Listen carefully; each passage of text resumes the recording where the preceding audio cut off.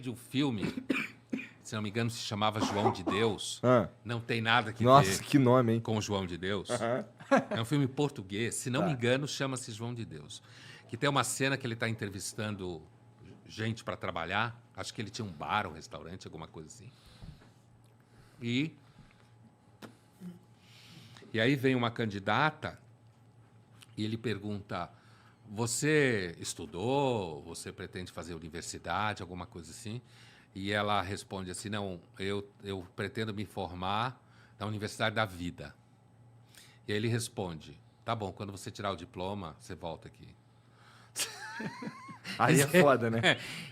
Na Universidade da Vida, né? Então, assim, eu não tenho certeza que todo mundo encontre alguma coisa dentro de si que vale a pena.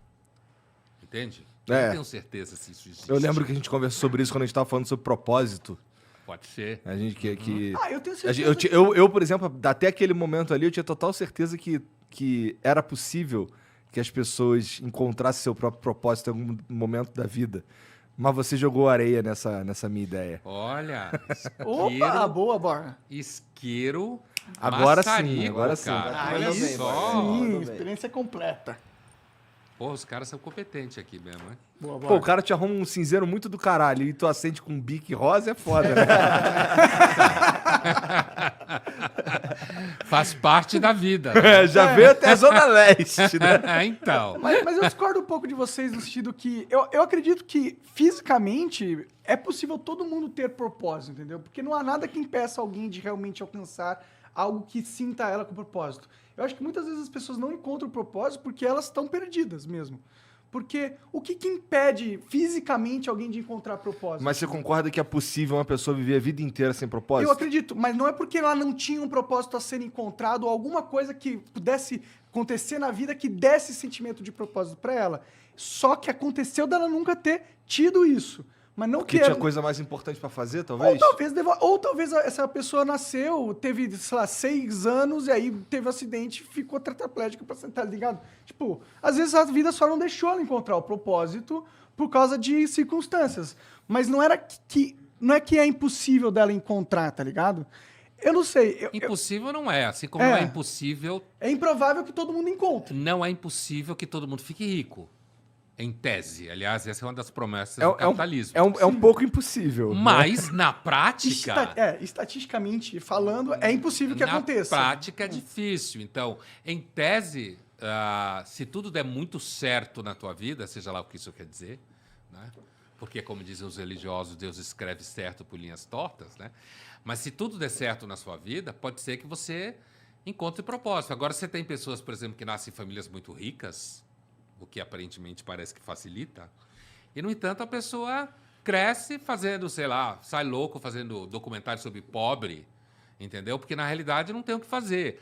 A mãe já é milionária, o pai, os avós já são milionários e... Já é milionário até a próxima geração também. Se ela encarnar 3 vezes, ela vai continuar milionária. Então, ela não encontra esse tal desse propósito. Eu acho que o propósito hoje virou uma espécie de produto do capitalismo contemporâneo. Todo mundo tem que encontrar propósito, grande parte não encontra e deprime. Sim. Entendeu? E aí, é por agora, em isso que a gente tese, tem é coach. possível. Fisicamente, se nada, não acontecer acidente nenhum com você, e você tiver algumas contingências a seu favor, positivas, de repente você encontra. Mas a verdade é que se fala muito de propósito, você tem nenhuma prova que, na realidade, exista propósito para todo mundo. Vocação profissional. A maioria não tem necessariamente uma vocação profissional.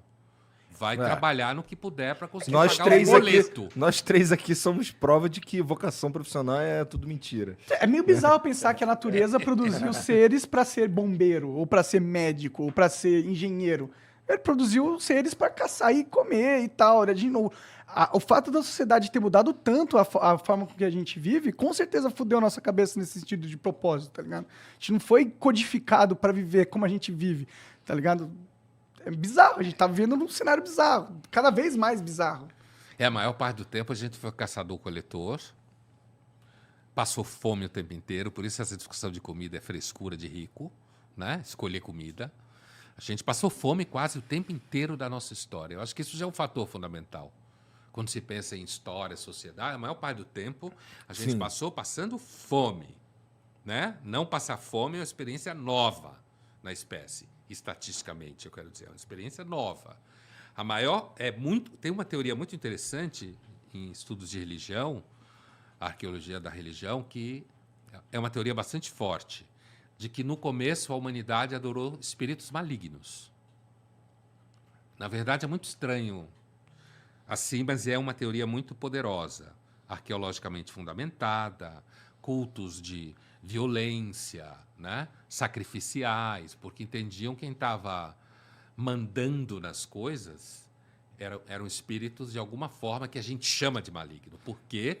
Porque a gente sempre se fudeu. Aham. Porque Foi parecia comido que era por verdade, bichos, né? Foi comido por bichos. Um número gigantesco de mulheres dando à luz morriam. Os filhos morriam, a prole morria. A gente estava à mercê de elementos naturais violentos. Os grupos sociais violentos, né? Então, quem é que deve mandar essa porra? Gente ruim.